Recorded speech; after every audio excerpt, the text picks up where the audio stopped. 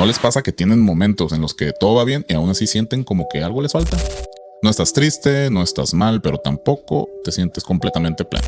¿En qué momento la felicidad dejó de ser algo que sentimos y se volvió algo que perseguimos?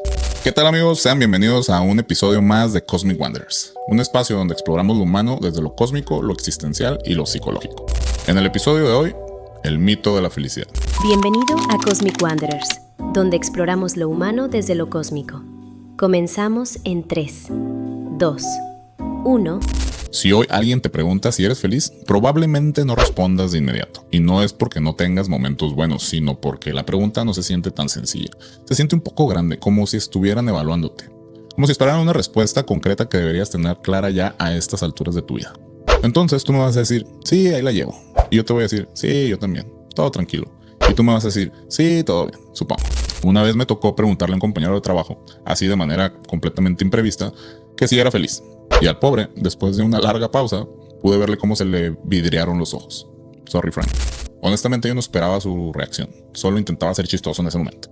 Pero bueno, el punto es que rara vez alguien responde con tranquilidad. Sí, soy feliz. Y no porque la vida esté mal, sino porque la felicidad dejó de percibirse como algo que simplemente ocurre y se volvió algo que debería estar más definido o más estable. Desde hace años aprendimos a imaginar la felicidad como un destino. Algo que llega cuando todo se acomoda, cuando alcanzas cierta meta, cuando logras estabilidad o cuando consigues eso que llevas tiempo persiguiendo. Mientras tanto, todo lo demás parece como una sala de espera, una etapa previa, un todavía no. El problema es que cuando llegan esos momentos rara vez se sienten como se prometían. Sí hay alegría y sí hay alivio, incluso satisfacción, pero también aparece algo difícil de nombrar. No es decepción, pero tampoco plenitud. Es una sensación de que no era exactamente lo que imaginabas cuando lo deseabas, y ahí ocurre algo importante. En lugar de cuestionar la idea de felicidad, empezamos a cuestionarnos a nosotros mismos. Pensamos que no supimos disfrutar, que no fuimos suficientemente agradecidos y que deberíamos sentirnos mejor de lo que nos sentimos. En el episodio anterior hablamos de ese vacío silencioso y de cómo muchas veces preferimos llenarlo con ocupación constante antes de detenernos a mirarlo y enfrentarlo. Si no han visto el episodio, les recomiendo que pasen a verlo por acá.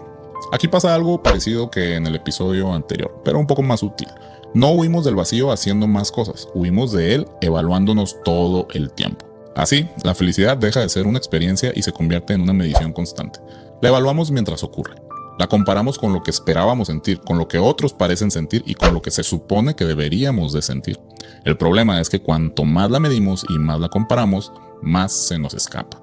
Muchas veces miramos la vida de otros desde afuera y casi siempre parece más ordenada, más estable, más plena que la nuestra. Vemos resultados, momentos, sonrisas, versiones resumidas y frente a eso lo que sentimos por dentro empieza a parecer insuficiente. No porque esté mal, sino porque no se ve igual. El psicólogo Daniel Kahneman habla de que dentro de nosotros conviven dos versiones, el yo que vive la experiencia y el yo que la recuerda y la evalúa. El problema es que cuando nos comparamos casi nunca lo hacemos desde el primero, nos comparamos desde el segundo, desde el que observa, mide y saca conclusiones. No estamos viviendo la experiencia, estamos comparando nuestra experiencia con la historia que creemos que los demás están viviendo. Hay un experimento que muestra algo bien incómodo sobre nosotros. A un grupo de personas se le da a elegir entre dos opciones. En una, ganan cierta cantidad de dinero, pero saben que su vecino ganará el doble. En la otra, ganan un poco menos, pero su vecino gana todavía menos que ellos. Objetivamente, la primera opción es mejor, ganas más, pero muchas personas en el estudio prefirieron elegir la segunda, no porque les convenga más, sino porque compararse pesa más que ganar. La satisfacción no viene del número en sí, sino de la posición relativa, de no quedar por debajo de los demás, de no sentirse menos, y esto no solo pasa con el dinero, pasa con el trabajo, con el cuerpo y con la vida en general. A esto se le suma algo cultural. Zygmunt Bauman decía que la felicidad en nuestra época se volvió líquida. No es un estado que se habita, es algo que se persigue. Siempre se encuentra un poco más adelante, siempre comparándose con algo más o con alguien más.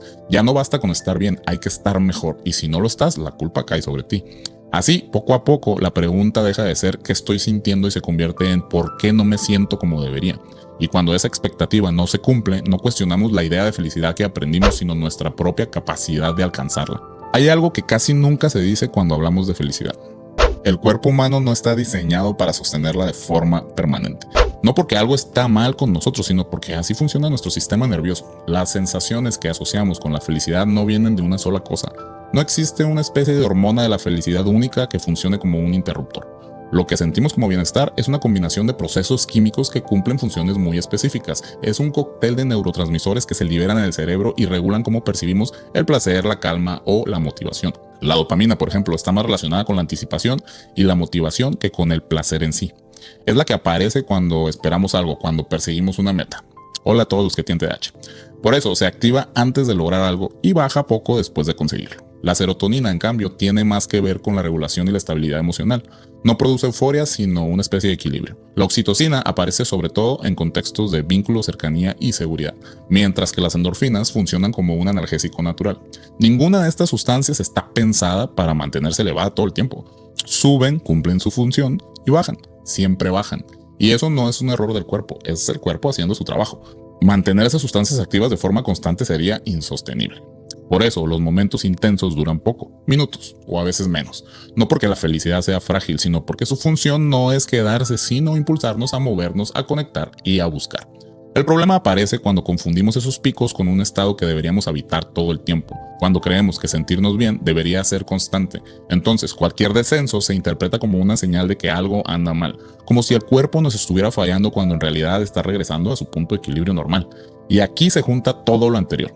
Si además de esta regulación natural estábamos comparándonos todo el tiempo, pues el margen para sentir algo se vuelve todavía más pequeño. No solo el cuerpo baja la intensidad, la mente la invalida.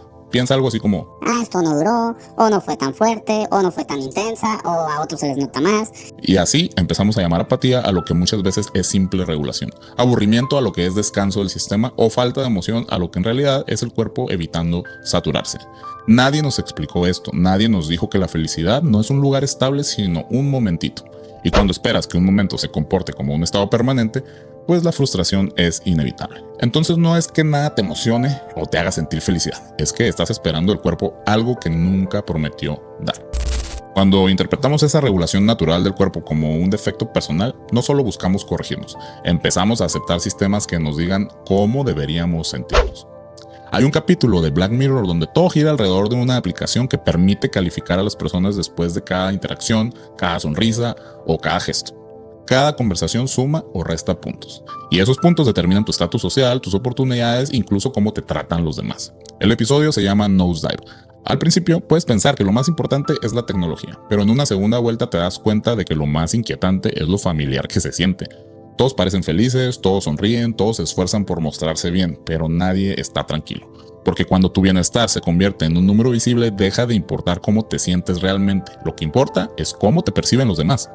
Piensa en esto. Los relojes inteligentes, las apps de salud, los contadores de pasos, estos círculos que se llenan solos y que te indican si hiciste las cosas bien o completas, esos números que te dicen cómo dormiste, cuánto te moviste, qué tan bien estuviste hoy. En principio no tienen nada de malo. El problema aparece cuando esos indicadores dejan de ser información y se convierten en un juicio, cuando un número empieza a decirte no solo lo que hiciste bien o mal, sino cómo deberías de sentirte al respecto. Si dormiste poco, es porque algo hiciste mal. No cerraste los anillos, fallaste el día de hoy. No llegaste a la meta, no fue un buen día. Señales que supuestamente nos dicen si estamos bien, pero poco a poco empiezan a cuestionarnos si somos suficientes. Así, sentirse bien deja de ser una experiencia y se vuelve una tarea.